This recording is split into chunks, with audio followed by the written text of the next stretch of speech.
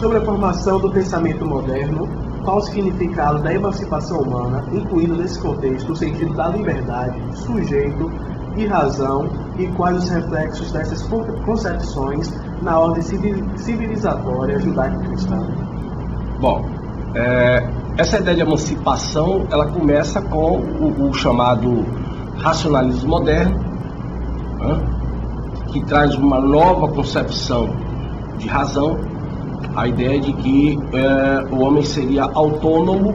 Esta razão, ela daria ao ser humano a capacidade do pensar, do entender, do elaborar, independente da influência de Deus. O pensamento moderno, ele vai fundamentalmente se caracterizar, não é exclusivamente isso, mas a maioria dos tais pensadores, filósofos modernos vão ter essa perspectiva de se afastar da dimensão, digamos, teológica. E isso vai progredindo, avançando até os dias de hoje, e já desde aquele período aí, podemos tomar como marco dessa nova perspectiva, o Renascimento, você já começa a ter a ideia de que seria preciso romper com essa perspectiva teológica. Isso vai chegar aos nossos dias de uma forma bem mais extravagante, digamos, bem mais radical, como nós estamos conhecendo hoje. E evidentemente que esse trabalho, digamos assim, de desconstruir essa civilização moderna baseada nos valores judaico-cristãos e da cultura greco-romana, isso já começa visivelmente desde aquele tempo. É claro que nesse primeiro momento eles não conseguiram, digamos, purificar toda essa dimensão do pensamento, digamos, da elaboração do pensamento. Isso é um trabalho que vai ser paulatinamente sendo desenvolvido no decorrer de todos esses séculos até os nossos dias. Mas eles começam ali já com essa ideia de emancipação, essa ideia de liberdade, ela é exatamente liberdade com relação a quê? Liberdade com relação ao Deus Criador, muitas vezes colocado nessa literatura mais revolucionária como um Deus opressivo, como um Deus tirano, um Deus proibitivo. E a partir do momento em que o homem tenta se libertar desse Deus tirano, isso se dá em função dele reconhecer essa perspectiva do racionalismo moderno, que daria ao ser humano esta autonomia de pensar, esta autonomia de entendimento. Ok? Professor, esse movimento Crítica do Direito de 1970, Michel Miag, a introdução Crítica do Direito de 1976, a leitura marxista do direito. Exatamente, uma tentativa mais, digamos, mais ousada, mais escancarada, de fazer uma leitura do direito a partir do viés marxista. Essa não é a primeira empreitada nesse sentido, mesmo na Europa. Você já tem essa década de 70, está explodindo aí os movimentos ligados à esquerda acadêmica, o Maio de 68, as influências das teorias da Escola de Frankfurt, a influência da Escola de Frankfurt na França, que aí você tem o Michel Foucault, o Derrida, o Guattari, você tem sem número de autores que vão começar a trabalhar essa ideia de desconstrução do conhecimento, da alta cultura. E essa escola, eles chegam ao Brasil, conseguem ganhar alguns adeptos, mas começa a acontecer algumas polêmicas, porque começa a haver um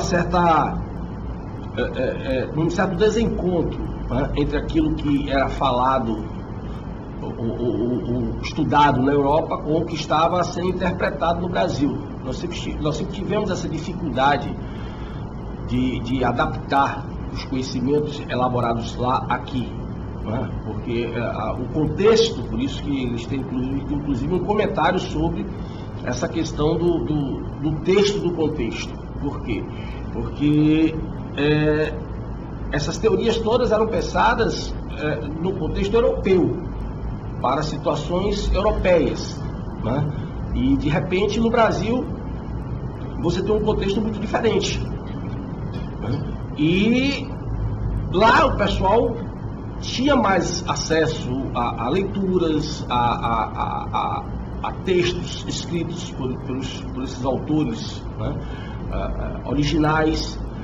E aqui no Brasil se pecou muito e ainda se peca muito nessas adaptações, porque o contexto que eles estão escrevendo lá e o contexto que nós estamos muitas vezes discutindo certas questões é outro. E isso fez com que essa literatura ela não tivesse um avanço tão promissor enquanto a sua proposta inicial. Mas mesmo assim, a semente foi lançada, né? E já que você tinha um mundo acadêmico formado a partir da perspectiva marxista, a começar pela própria fundação da USP, por Florestan Fernandes, né?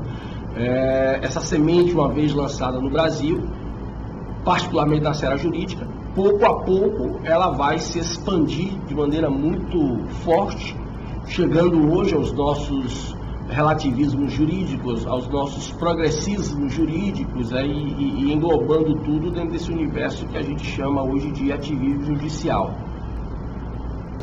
Nesse sentido, qual será o inimigo contra quem a crítica do direito deverá ser direcionada e quais serão os porta-vozes desse novo discurso? Bem, você já tem um momento aí nos anos 70 em que, exatamente por influência da Escola de Frankfurt, você já, inclusive, aí nesse sentido, particularmente a obra de Herbert Marcuse, você já tem uma outra interpretação da dialética revolucionária. Então, pouco a pouco, essa dialética revolucionária ela vai estar sendo transformada, né, entre burguesia e proletariado, no sentido tradicional, para o mais conhecido hoje, opressor e oprimido. Isso já está acontecendo na Europa, mas aí que está. Ainda não está chegando no Brasil. No Brasil, o marxismo ainda tem uma visão inteiramente ortodoxa, onde se enxerga aqui no Brasil e se tenta implantar aqui no Brasil, inclusive as organizações terroristas financiadas pela China, pela Rússia, Cuba, né, Tchecoslováquia, elas estão tentando implantar no Brasil um modelo de ditadura do proletariado ainda baseado na experiência da União Soviética. E lá eles já estão reelaborando esse discurso e trazendo essa nova perspectiva do opressor e do oprimido. As minorias são os oprimidos, então isso já está sendo elaborado lá. Isso inclusive ajuda muito a que houvesse esse desencontro entre o discurso francês, europeu, e o discurso brasileiro, né, da teoria crítica do direito. Porque lá eles estão numa perspectiva eles já estão vivenciando uma outra transformação, um outro contexto, e a gente aqui ainda estava, nesse período, como eu disse, tentando trazer essa perspectiva mais ortodoxa, né? Fazer a revolução via atentado terrorista, fazer a revolução via guerrilha armada. Lá eles já estão implantando as principais diretrizes, né, da chamada revolução cultural, do que veio a ser chamado depois de marxismo cultural. Muito bem. Analisando o texto, professor, acerca do Estado e do direito em Habermas, qual o sentido do agir comunicativo e o agir estratégico do direito como meio regulador de controle das instituições? Bom, veja bem, no caso de Habermas, existe uma particularidade aí, né, que tem que ser levada em consideração. Há uma interpretação de que Habermas teria rompido com a Escola de Frankfurt. Ele foi um dos últimos remanescentes da Escola de Frankfurt. Ele foi orientando, ele foi assistente de Adorno. Mas eu não concordo muito com essa versão de que houve um rompimento da teoria de Habermas com a Escola de Frankfurt. Sem dúvida que Habermas, na teoria dele, ele agrega outros autores que não estavam muito em pauta dentro do arcabouço teórico da Escola de Frankfurt. Mas há um elemento aí muito importante que faz com que Habermas tivesse mantido esse elo com a Escola de Frankfurt, que é exatamente o conceito de razão instrumental, atribuída a criação desse conceito ao Max Horkheimer, né? Então, esse conceito de razão instrumental, ele quer dizer mais ou menos o seguinte, né, de que o homem moderno, ele teria uma mente, uma construção mental, digamos assim, uma razão, toda ela voltada para, trocando em palavras muito simples, para a relação produção e consumo, né? Para a reprodução dos valores modernos, etc. E que esses valores não teriam sido algo saudável para o ser humano, para a humanidade, para o mundo ocidental. E a grande prova disso teria sido exatamente a Primeira e particularmente a Segunda Guerra Mundial. Muito bem. É claro que essa abordagem é um tanto quanto bastante complicadinha, porque o pessoal da Escola de Frankfurt usa esse argumento da razão instrumental, mostrando o problema do nazismo como sendo uma prova de que esse racionalismo moderno não tinha dado certo, e muito pelo contrário, terminou trazendo uma grande tragédia para a humanidade. Mas eles não, enquanto neomarxistas, eles se furtam a fazer a mesma ponderação no que diz respeito às grandes atrocidades, maiores até, que foram feitas nos regimes comunistas, particularmente na União Soviética e na própria China, né? Então, se esse conceito de razão instrumental fosse algo, uma abordagem séria, ele praticamente, então, teria que inventar uma outra argumentação para substituir este conceito de razão instrumental e toda a elaboração feita em função dele. Mas qual é a saída dos caras? Os caras simplesmente apontam para o socialismo nazista e esquecem de apontar para o socialismo comunista. E eles vão exatamente por aí, né? Então daí porque, como já estava de praxe, a filosofia no século XX, cada vez mais ela toma a questão da linguagem, né, do discurso, como centro da sua reflexão, né? E nesse sentido, o pessoal da Escola de Frankfurt vai dar grandes contribuições, e o Habermas também. Daí porque vem a ideia da comunicação em Habermas, né? Para Habermas, essas normas morais, essas normas jurídicas, elas fariam parte desta razão instrumental, elas seriam um reflexo dessa razão instrumental, né? E por isso, então, estaria justificado, a partir desse argumento, o afastamento desse direito burguês, dessa moral burguesa, opressora, instrumentalizada, etc, etc. Então, vamos seguir um outro caminho, né? Vamos seguir o caminho de um acordo, né, entre os participantes de uma determinada situação. E este acordo, as normas surgidas a partir desse acordo, né, é o que iria realmente prevalecer com relação ao que existiria ou não como norma jurídica e norma moral. Então, esse agir comunicativo é uma estratégia no sentido de fazer com que as pessoas deliberassem, as pessoas envolvidas numa determinada questão deliberassem com relação a um determinado problema, e o acordo surgido desta deliberação é o que seria considerado como norma válida para o desenvolvimento, digamos assim, das condutas dessas pessoas, né? Bom, isso não para por aí, né? Isso vai ser pouco a pouco, gradativamente levado para dentro do direito, né?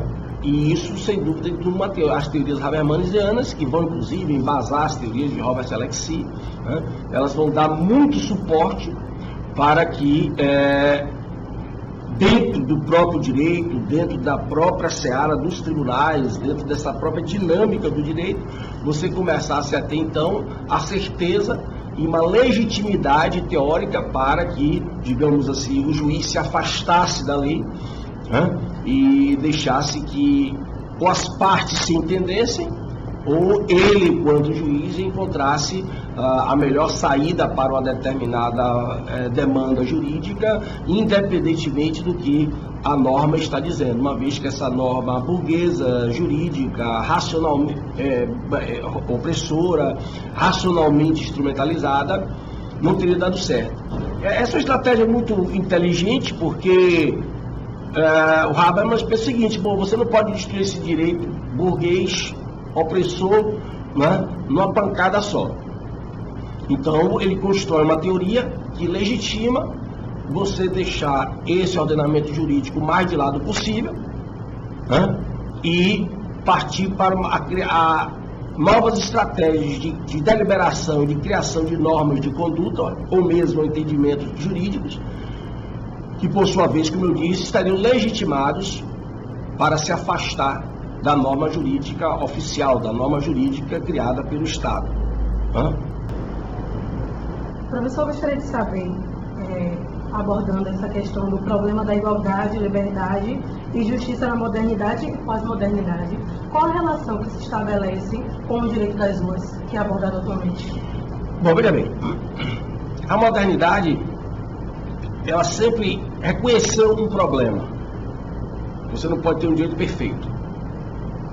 Você não pode ter um ordenamento jurídico perfeito. O direito pensado como ordenamento jurídico. Daí porque a discussão tão importante para o próprio justnaturalismo sobre a liberdade, a igualdade, a propriedade privada. Então você tem uma questão, né? O que é a liberdade? Até o quanto a gente pode ser livre? Para alguns autores a liberdade poderia ser maior, para os autores menores. O que é a igualdade? Por isso que todos esses conceitos, se você for ler os autores, Locke, Hobbes, o próprio Rousseau, você vai ver que esse pessoal ele está atribuindo de alguma forma a questão da liberdade e da igualdade à propriedade privada. Qual a perspectiva que eles vão tomar? Eu não posso me expandir nisso aqui agora, mas está tudo entrelaçado. Esses conceitos justnaturalistas, eles não estão sendo abordados por eles de forma apartada. Então, isso é um desafio. Né? A partir do momento em que você tem o pensamento neomarxista, mesmo que com outros nomes, teoria crítica, progressista, né? A partir do momento que você tem, inclusive essa visão habermasiana, né? A partir do momento que você tem essas ideologias penetrando cada vez mais no direito, né? E sendo inclusive incorporadas na dinâmica dos tribunais, né? Você começa a ter essa utopia de que nós podemos ter um direito perfeito. Essa ideia, ela é pós-moderna. O pessoal moderno, eles não têm essa ambição. Eles têm a ambição de criar um direito possível. Isso está em Hobbes, isso está em Kant, né? Os limites do possível. A ideia de um direito perfeito, a utopia de um direito perfeito, né? Transformar um direito ideal em realidade, isso é uma utopia pós-moderna. E daí então vamos ver, né? Vamos levar às últimas consequências, né? A ideia moderna de que todo o poder emana do povo. Então, nesse sentido, as pessoas têm que ser escutadas não só por conta das suas demandas, que isso é extremamente importante, mas porque essas demandas, elas precisam ser incorporadas ao direito, haja o que houver, custe o que custar, elas terão que ser incorporadas ao direito, porque isso inclusive faz parte do projeto político de desestruturação, de desmonte do direito ocidental, do ordenamento jurídico tradicional como nós conhecemos. Isso faz parte desse projeto político de desmonte desse modelo do direito. Então, na medida em que eu começo a atribuir a ideia de igualdade, né, à renda, de igualdade à propriedade privada, né, eu necessariamente tenho que partir da perspectiva de que essa igualdade será como é que eu vou dizer, ela será feita por baixo. Ela será feita por o cerceamento das liberdades, e algo terá que ser sacrificado para que essa igualdade seja realmente, digamos, alcançada, seja essa igualdade o que for. Ao quê? Um pódio bem maior que seja de todos. Mas a igualdade, a liberdade e a propriedade privada no pensamento moderno, ela está ligada à meritocracia. Por isso que ela está ligada ao trabalho. Por isso que o trabalho vai ser a centralidade da modernidade. Porque a propriedade estaria relacionada ao trabalho, a liberdade estaria ligada ao trabalho, ao quanto que você trabalhou. E daí porque essa igualdade também.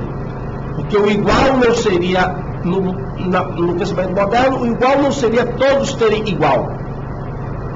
A igualdade relacionada à propriedade privada e ao trabalho do pensamento moderno, ela está ligada à ideia de que nós temos o igual na medida que cada um de nós se esforçou e trabalhou para ter uma determinada quantidade de propriedade privada. Nesse sentido é que nós somos iguais. E não porque temos tudo igual, a mesma quantidade igual. Essa é a ideia socialista. E como os países não conseguiram implementar essa utopia, todos eles tiveram igualdade por baixo, necessariamente por baixo, igualando todos à pobreza.